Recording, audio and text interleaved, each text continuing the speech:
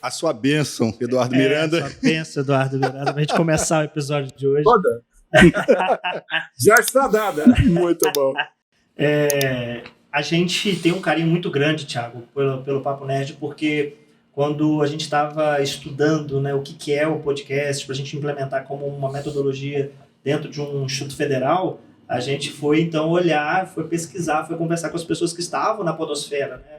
O IFCast de Itaperuna também, com o Bruno Jardim. Sim, né? professor Bruno Jardim, professor Bruno Jardim também, um grande abraço sempre, um agradecimento muito grande. A gente e você também, junto com o Igor, na época, nos convidou, né, a participar de vários episódios, conversamos sobre várias coisas e pôde também dar o primeiro passo para a gente poder aprender esse mundo. E hoje a gente está aqui numa parceria que a gente sempre reafirma. Bem, pessoal, a gente vai falar sobre uma obra do Yoshihiro Togashi, chamada Yu Yu Hakusho.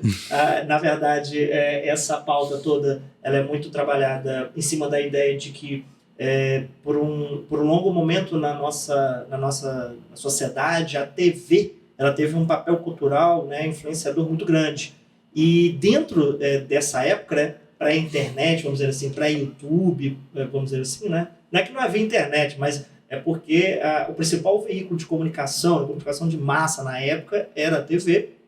E a TV Manchete se destacou de uma maneira ímpar na história de todos nós, né, que éramos jovens, né, na época que a gente era instigado pelos tokusatsus, pelos animes, a nossa imaginação, né? Por isso que quando eu falo, Edu, que isso nos moldou, não é à toa.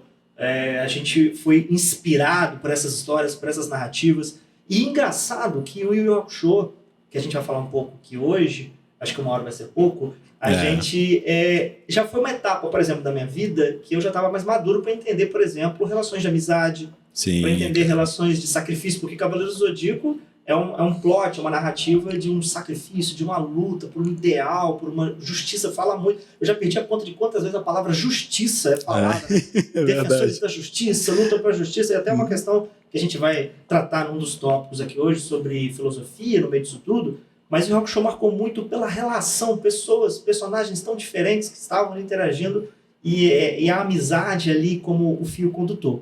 O Yu Yu Hakusho foi lançado como mangá em 10 de abril de 1991 no Japão, com 175 capítulos. Depois eles foram compilados, né, nos tankobons, eu sempre erro na hora de falar.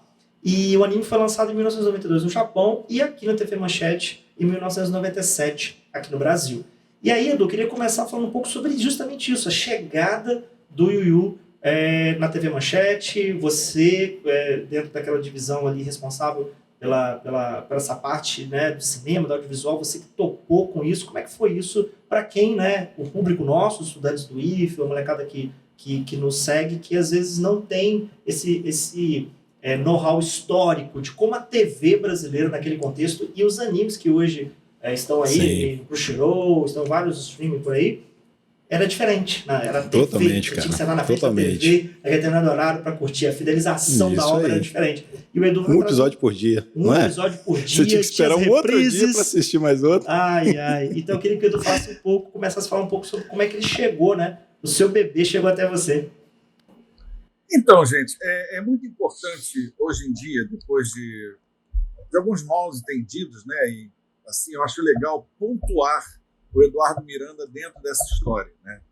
Porque a TV Manchete era uma empresa enorme e é claro que o mérito de tudo que era exibido lá não é de uma única pessoa, né? É o mérito de uma equipe que tinha ali o departamento comercial, que tinha a divisão de programação, que tinha a direção geral, que tinha a superintendência, que tinha os próprios donos da casa, que a Manchete podia até não conseguir gerar o salário que, de repente, a pessoa realmente merecia naquela época que eu entrei, né? Ou não gerar, mas ela tentava gerar a condição que ela pudesse para que você pudesse trabalhar.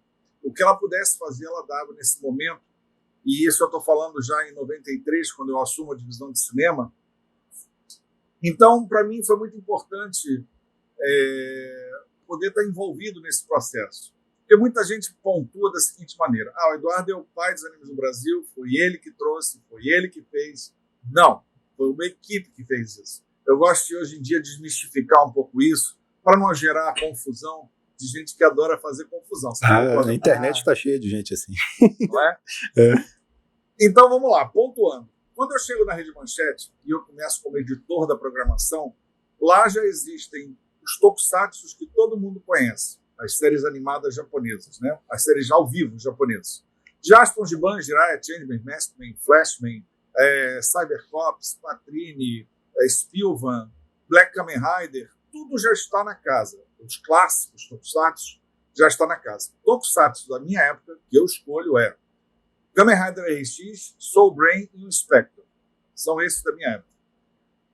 E, claro, eu começo a trabalhar com desenho clássico, um desenho que eu tinha na casa. Não tinha muita coisa, estava tudo acabando o contrato. Consegui um contrato com a Hanna-Barbera, lá junto da direção de programação. Conseguimos um contrato de permuta sempre, né? E muita gente acha que permuta é de graça. Não é de graça. Não é. Permuta é um contrato onde a TV paga com o que ela tem de mais caro, que é o horário de televisão. Então, se você faz uma permuta com uma falência, você vai ter o tempo daquela falência no ar durante um bom tempo e você vai ter que entubar isso. E isso é terrível para uma televisão ainda mais frágil como estava a Manchete quando eu assumo. E, claro, assim, você trouxe Cavaleiros. Não trouxe Cavaleiros. Quem trouxe Cavaleiros para o Brasil foi a Santoy, né? A Santoy trouxe para o Brasil como licenciadora. Mas você trouxe para a Manchete? Não, quem trouxe para a Manchete foi o comercial. O departamento comercial que, claro, viu ali uma possibilidade e trouxe para a Manchete. Agora, quem avaliou artisticamente e deu o seu parecer positivo, garantindo aos donos, direção geral, comercial, programação, todos os envolvidos de que aquilo ali poderia sim ser um bom produto para a gente, aí sou eu, Eduardo Miranda. Rapaz,